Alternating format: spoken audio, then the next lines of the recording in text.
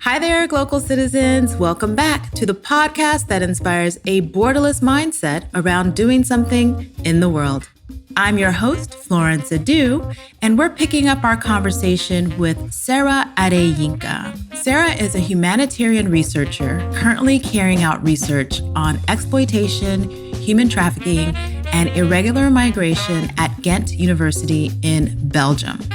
She's also the founder of CoCreate, which is a non-governmental organization tackling the effects of human trafficking on society by focusing on the aftercare aspect. Her education, curiosity, and work have taken her to over 40 countries on 5 continents, and she is the co-author of a forthcoming book, which will be out this March, Nigerian and Ghanaian Women Working in the Brussels Red Light District. So last week, we ended the conversation with Sarah recounting her experiences with Médecins Sans Frontières, rescuing refugees on the high seas. So speaking of Belgium, or maybe some of the other countries that you've lived in, this is where I go into my global speak question. So we want to hear what you hear. So I asked my guests to share a word, phrase, or saying that is a meaningful part of your local experience and why or how you came to value this as a global speak. So before I talk about maybe Belgium, I'll talk about Tonga. Okay. Living in Tonga was just amazing. I mean, Pacific Islanders they're very dear to my heart because they welcome you and they love you. Once you're in, you're in. You're in the family, you can never leave, Yeah. And I lived there in 2010 and my Tongan friends to this day are still in touch. They're like, when are you coming to visit? Okay, you're coming next year. It's not a question, you're coming, and we're still very much family. And I didn't grow up in a household where you said, I love you. We didn't, you don't say that. In most African homes, you don't even ask your parents, Mommy, do you love me? What kind of question is that? It's like, didn't I buy you uniform? Yeah. And so, but your parents love you, but we don't say it. Now we do, but when I was growing up, it wasn't something we used to say. But in Tonga, they would always, first of all, it was brother, sister, toko, tahine. But then they would always say ofa atu, like ofa lahi atu, like I love you very much.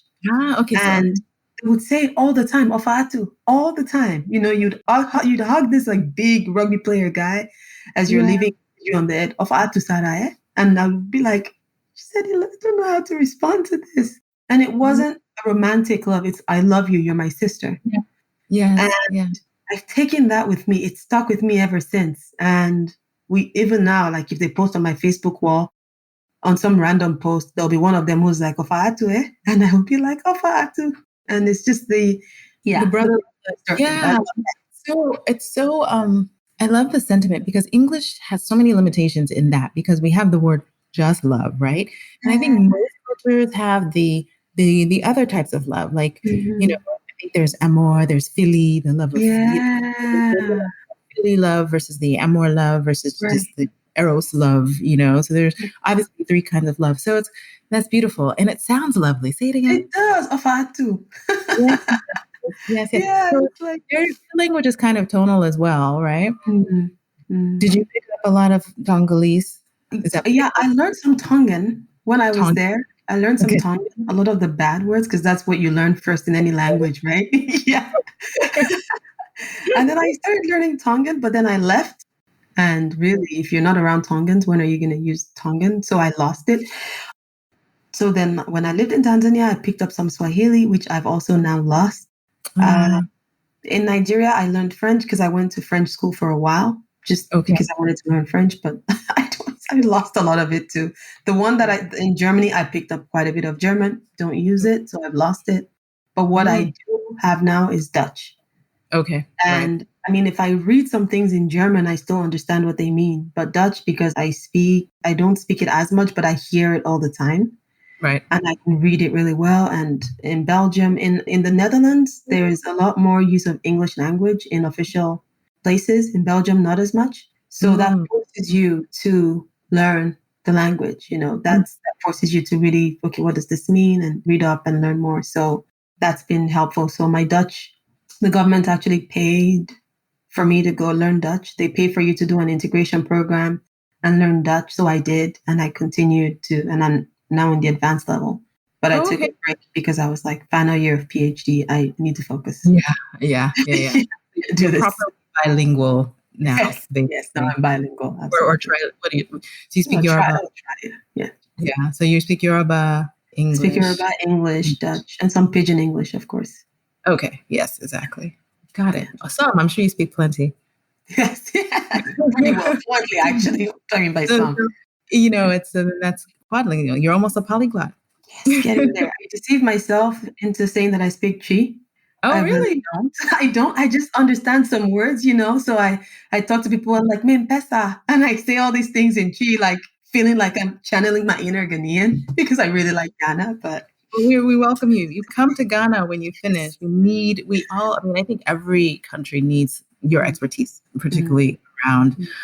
this trafficking, the migrants, and even to the extent of a preventative measure, like Oh I think part of yes, where we need to start to look is advising policymakers to create policies that alleviate the need for this migration, alleviate the need for all of these things, right? yes, yes. So I want to ask you to speak a little bit more about your book and the work that went into creating the book. So it's about Ghanaian and Nigerian women, and this hones in on sex workers in particular. So Yes. tell us more about that work. So in 2018, Sophie reached out to me and said, I've heard about you. You're doing research on Nigerians who were trafficked. I did research on sex workers from Edo State. Could we have a meeting? Because there's a project I would like to apply for, and I think it would be great if we apply for it together. Mm. And so at the time, I was like, first year of PhD, I have a lot to do already, but would be interesting. It's anything to do with this field I'm always interested in. So yes. Oh, and I should also mention that learning about trafficking of Africans was really confronting as well, because in all my years of working on the field, the focus had always been on Asia. Oh, Thai women were trafficked into this country, or Mm. Chinese women are trafficked here. Oh yeah, Vietnamese women are trafficked into China. But Right. then my own cousin was trafficked from Nigeria to Libya. Oh, And wow. when I found out, that's when it really hit me. And I was like, wait, it's happening in Nigeria too? Because I had no idea. And so I Mhm. started to read up and found that, whoa, there's so much literature on Nigerians being trafficked into Europe. And that was really confronting as well. That you're looking at things abroad, but actually it's really close to home. Mm-hmm. And so when Sophie and I met, she discussed the proposal with me and basically what it was. So Brussels is a very interesting city. Like I said, Belgium is quite a complicated country because Mm-hmm. Brussels to us, to me as a Nigerian, probably even to you as a Ghanaian, is a small city, but it Yes. has 19 mayors, so 19 different municipalities. So you have 19 jurisdictions, one city. Yes. Wow. And I've been to Brussels. I was more around like the central and all that. So I wouldn't have known, but wow. Well, Oh, yeah, and there's really no reason to know as well because it doesn't really affect you unless you live there yeah. Yeah. Yeah. and work in certain fields. And so I didn't even know. And then they told me, and I was like, wait, 19? Lagos has over 20 million people. We have one governor. Mm-hmm. And, Mm-hmm. and so Sophie explained to me that one of the municipalities, Schaerbeek, had put forth a call about wanting research done on their municipality among Nigerian women specifically. Mm-hmm. So Nigerian women working in prostitution, Mm-hmm. to look at what the challenges they were facing were. And actually, the original call, they were interested in seeing if they were being trafficked or not. And if they were being trafficked, what could the city do? Some NGO staff had tried to help, but they felt that they were not getting far with the women in terms of access and being trusted. And so they put forth the call. So we talked to our professors about it, Ilse and Sami, and they both said, yeah, okay, let's do it. So we prepared, and Sophia and I went for the interview. And honestly, when we did the interview, I think I was just more like, look, you need me for this thing. Like, we can do it. Like, it's to your own advantage that you take two of us because Sophie understands so much about the Nigerian culture and Mm-hmm. Nigerian women working in prostitution. I'm Nigerian. My expertise is working with women who fall under this category. So actually having the two of us together is going to add value. And so we had an interview, federal police, local police, administrative police, mayor's office, all these people asking us all these different questions. And then we got the job. And so we prepared, I'm very big on security.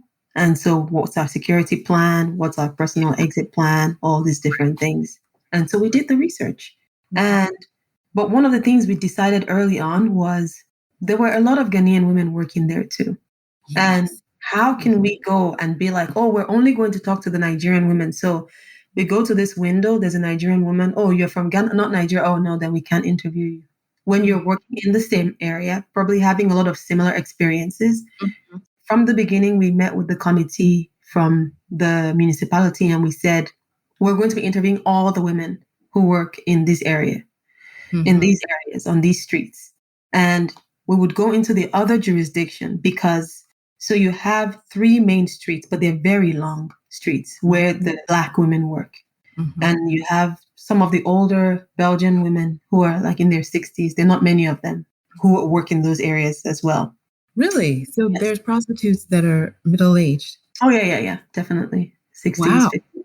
And I've been there doing that for 20 plus years. It's their career. Right. Exactly. Mm-hmm. Got it. And so, but we said we can't, because the way the streets are, like you're walking on one street, you stop halfway and it's another jurisdiction on the same street. It becomes Saint-Jos. Got it. And we were like, we can't then just stop halfway and not talk to the other women on the street. So we're just going to do both jurisdictions. Sure. Yeah. And so we did. And we met so many Ghanaian women. The Ghanaian women we met were all older. I don't think we met any Ghanaian woman who was under the age of 45. Wow. Yeah, the Ghanaian women were older. So was this their second job then? So they had another job? No. This was their job. This was what they had been doing for years. They'd been living here for a long time.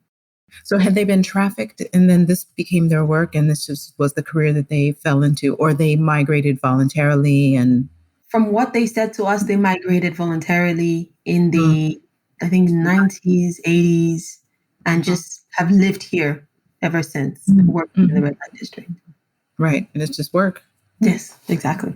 Interesting. And so we met them and we talked to them and we met the Nigerian women and we ate together. It was just, we had access right away because the day we went to do sort of a scouting trip, we didn't plan to do any interviews. We were introducing ourselves, handing out flyers about the research. And one lady was like, oh yeah, let's do the interview now. Like, oh, okay. So we went in. I was like, all right, we'll start. It's like, I'm here. Let's do it. Right. Yeah, she's letting us in. Let's right away. Sure. So we jumped in and we did the research and we got to understand that while one of the main things that the city thought or the municipality thought was a big issue was trafficking, our biggest finding was that trafficking was not the biggest issue. One of the biggest issues was violence against the women by locals, by pretend clients, sexual violence, and like insecurity was probably the biggest finding that we had in our research. Interesting. And I'm not surprised, that the whole idea of the red light is you go and be your most deviant self, right? Right. Yeah. And I think for all women who are in the business of selling their bodies, that violence is the number one issue. And that's why, there's this idea of people having pimps because that's quote unquote protection. So was that structure also in place in this red light district, or how does the structure work? So it was more, there were groups that would come to the women and say, if you don't pay protection money, we will smash your windows. And once they smash the windows, you have to pay minimum 400 euros to get it fixed. So pay that 20 euros per day or 10 euros per day protection money, because if you don't, you're going to pay a lot more to be able to be there. When you say smash your windows for their cars, like where are they having sex? No. The windows of the red light, of the brothel. Well, not a brothel, it's a carré. I see. It's called a carré. It's a room. Okay. In a house downstairs. It's usually downstairs in these houses, apartments. And you have this really tall window where the women sit behind. Okay. And so it's like a showroom, until people are walking by and the women are in their underwear or lingerie. Wow, so it's like window shopping. Yeah, exactly. Wow. Okay, so they don't have to walk. Well, also makes sense because there's winter. So exactly. So like you have shelter. So interesting. Huh. Okay, so that was the main issue. And so how long, So you did the interview phase. Was it 2 years? Was it 1 year? How long were you actually enmeshed with the women? So they wanted the project was to last for a year. So we had 6 months to do field work. Okay. From September to December of 2018, we spent some time, in the area, just kind of walking around to visit the stakeholders, interview stakeholders about what they were doing, the information they had. And then from January till June, we went and interviewed the women. Mm-hmm. So we spoke to over 70 women, but we did 38 interviews. Okay. And it was so rich because once they were comfortable, once they realized we were not the police, everything was going to be anonymized. We didn't need information about their visas or residence permits. We didn't need all that stuff. We just wanted to know what their living conditions and working conditions were like. Mm-hmm. Mm-hmm. And we were able to get a lot of information from the women about it. And so I had gone to a conference in the MISCO conference in Sweden to do a presentation. And the title of my presentation was Stigma. And it was talking about stigma and migrants, focusing on Nigerian women from my PhD research. Mm-hmm. And somebody emailed my boss from Taylor and Francis saying, we saw that Sarah is doing this presentation. We should be interested in publishing a book about it because we're doing a series and we're interested in the topic. And I was thinking, wait, what? I haven't even written the article yet, and so my supervisor was like, maybe we can use the Skarbik project instead because there's so much we're finding. Maybe we can look into doing that. Yeah. And all of a sudden it became a book. It became a book. And we started writing and writing. So we finished the reports in French and Dutch. Mm-hmm. But then we wrote the book in English, which was a lot of what is in the reports, but then some extra as well, using literature. And that's how the book came to be. Okay. Wow. So what is your vision for putting it out there and distributing it? Because I'm sure it's potentially an academic text. How else are you seeing and wanting this to be used as a tool in the basically in any circles? So it is what I found. I mean, I think that's also how my writing is. I think because my background is in humanitarian aid, my writing, I think is quite easy to understand. Mm-hmm. And academic text should be easy to understand, really, because if we're doing research about people, then people should be able to read it. Right. And so personally, I think the book is quite easy to read, whether you're in academia or not. We use academic literature, but we really focus on the findings, which we have a lot of excerpts from the interviews, from our field notes, from what the women were saying. And I think besides academics reading it and understanding, I'll tell you one thing that's been controversial, even in the review of the book by the academics who reviewed it. One of the things that came up was our choice to use the term women in prostitution as opposed to sex workers. And in the book, we explain that the term sex workers denotes it has a legal element to it. When the movement of sex workers, it's all legalized and there are different elements. Like in Amsterdam, they can talk about sex workers, pay taxes. Here is the system. Here's how it functions. Yeah. But with the Nigerian women that we interviewed, first of all, they never called themselves sex workers. So we're not going to call them something they don't refer to themselves as. Okay. Yeah. Second of all, it does denote a legal connotation that does not apply to these women. They fall under a different category because some of them are undocumented. The ones who are documented mostly do not want to be associated with any form of organized sex workers unions. Then there were a handful who said, I'm part of this union and I'm standing and I'm speaking up. But for the majority, they didn't want to be. For them, sex work was something that they did. It was like a placeholder. It was something that they would do until ... Until I find another job, until I get married, until ... That was what we heard throughout. Even for older women, everyone was like, even for the older women. Yep. In fact, one of them said, I left prostitution. I left for 2 years. I couldn't find a job. I found nothing. She said, for 2 years, I was at home looking, trying, and then I had to come back. Wow. And so we decided we cannot call them sex workers. We're not going to call them prostitutes because that term is just so insulting. Yes. And also because, and we explain as well, for example, the term prostitute, if you translate it into Yoruba, in Nigeria, it's the term asheo. I think in Ghana, you also have the term ashawo, Yeah. right? And the definition of both of them is not pleasant. It's somebody who is like, who sleeps around, who is loose, or who, ashawo is literally somebody who changes money changer. And so it's a term that's used as an insult in Nigeria. Like if you're driving in traffic and you don't let somebody cut through, they're like, ashawo, they yell at you. So then the women do not and will not refer to themselves as sex workers, because sex workers and prostitutes to them is the same thing. And so we'll refer to them as women in prostitution, women who sell sex. And those were the terms we decided to use. But even with that, with the reviews, there were questions about, but shouldn't you use the term sex workers? Isn't it better because this and this and this? In the European context, that works. Right. With the African women, it doesn't. Sure. And in reality, you've illustrated the real is this. So this is, we're not going, and I love that you did that, because that's very important for us to change the narrative, own the narrative, and be able to communicate in ways that really make people think about what they're saying and how they're saying it. Yeah. And that just because existing research that advocates for women's freedom and rights talks about the rights of the sex workers does not mean that that applies to this group, because they don't consider themselves sex workers. So then where do they fall? And so then they fall kind of through the cracks because they don't associate with this group. They're also, if they're not being trafficked, so they're in between. And because they're in between, they're on no man's land. And so who reaches out to these women? Who helps them?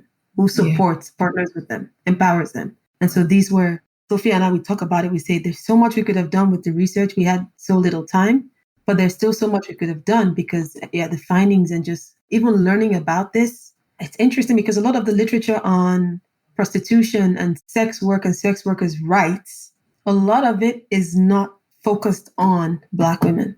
Right.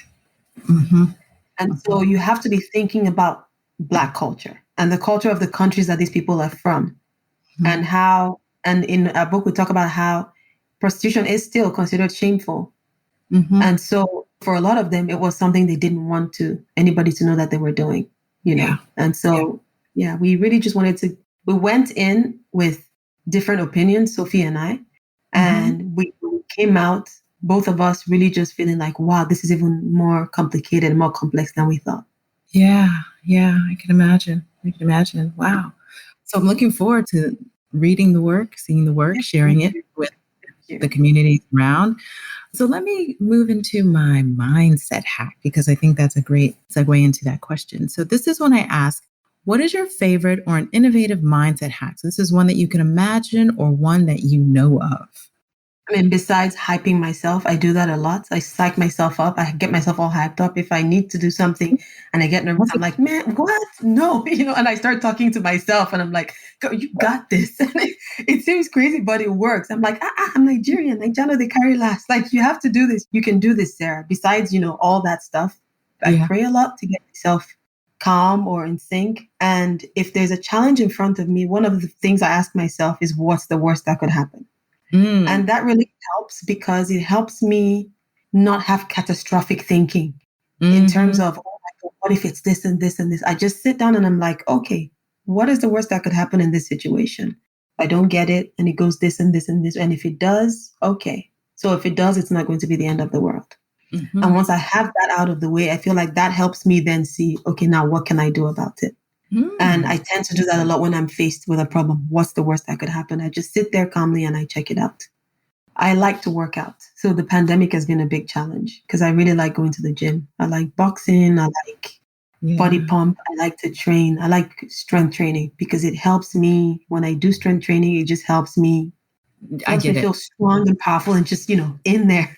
Yeah, I get it. Yeah. So what's open in Ghent now? The grocery stores are open. The clothing stores are open. Most things are open now, except restaurants are still closed and they won't be open, at least not before April. The gyms are closed. Swimming pools are open. So that's weird. Like, swimming pools are open, but gyms are closed. Really? Yeah. That's strange. Right. So the hairdressers were allowed to open last week. Okay. That's been good. And, the barbing salons as well. But it's still, we have all the gyms closed and fitness centers. We have I'm not sure if I don't think the beauty industry Like, is open yet, like pedicures and manicure salons. I don't think they're open yet either. interesting. So how has it been? Have you been back? Have you traveled at all since COVID has hit? Since COVID, I went to the Netherlands and Italy for research Okay. to finish my interviews. But besides that, no, I was here for Christmas. I didn't go anywhere because, my family is in the US and Nigeria. So I couldn't visit. I've mostly been home. I've mostly just been here at home in Ghent, working from home as well. I've been working from home since March. Right. And so class-wise, I mean, I think you're probably are you teaching as well? No, I only just teach as a guest speaker, so I don't do a lot of teaching at all. In Belgium, if you are not a Dutch speaker in Flanders, the part of Belgium I live in, Flanders, then you don't do much in terms of education as a PhD student. So. Oh, that's great, actually. I know. I was like, oh, that's so sad. Wow, nice. So we're getting to the end of our conversation. This has been great. I feel like I've just opened the door to a whole new world of information and understanding about people I see every day. I mean, this is real because I'm here and I go to Legos. So I, again, appreciate the work that you're doing in educating the world on what's going on, what real life is about for a huge segment of people, because I think we don't recognize that the category of people who are in prostitution and I want to say alternative income stream lifestyles abroad in particular is much larger than we think. And have issues that, are very easy to sweep under the rug, and they need someone to shine a light like people like yourself. So thank you for that. But before we go, I want to ask you a question, something less about, I'm glad you shared you like to work out, like to go to the gym. I'm sure you probably don't have a lot of time for reading except for work. But what do you do in your free time? Are you a listener? Are you a watcher? What is your leisurely? I cook. You're a cook?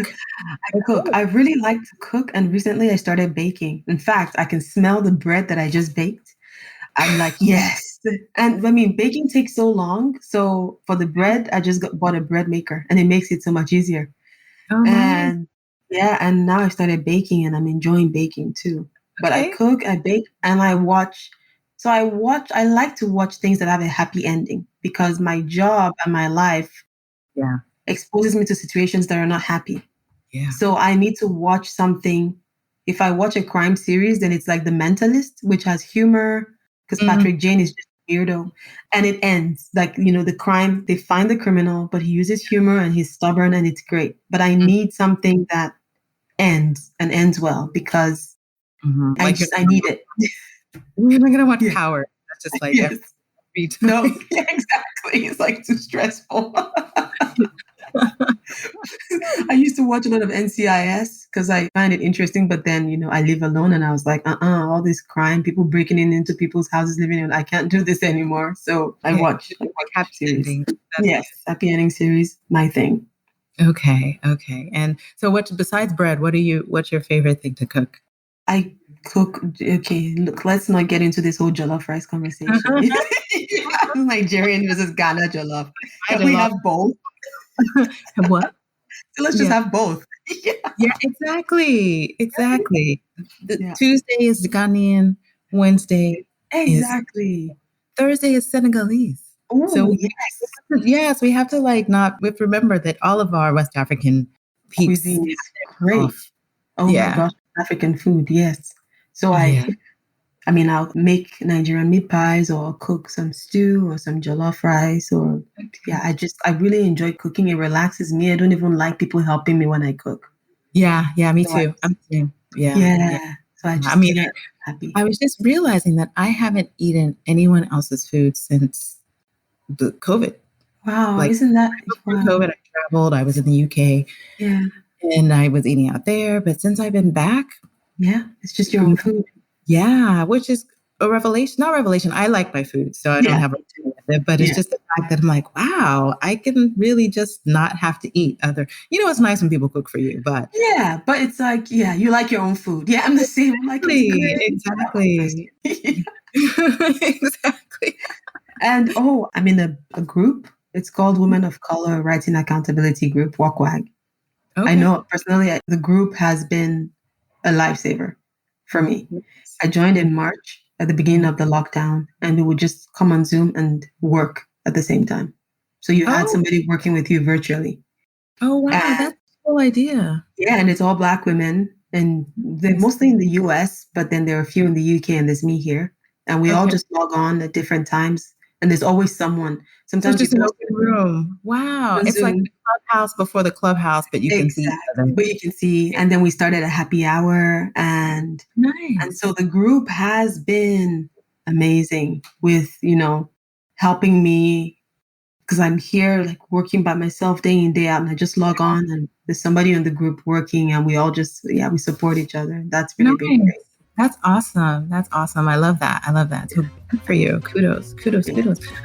Well, Sarah, thank you so much for your time. Thank you for your story. We will have, again, rich show notes, folks. Please have a look at Sarah's website because it's so lovely. I loved it. And it's her full name.com, sarahadeyinka.com, where she tells her story. You can donate to her NGO.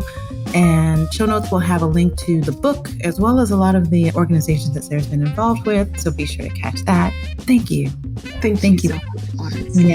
Yes. So, Global Citizens, that's going to do it for this episode. You can catch us with a new episode every Tuesday at www.localcitizenspod.com and wherever you get your podcasts. Please do share, like, subscribe, tell somebody, recommend a guest. We love to hear from you. So until next time, bye for now.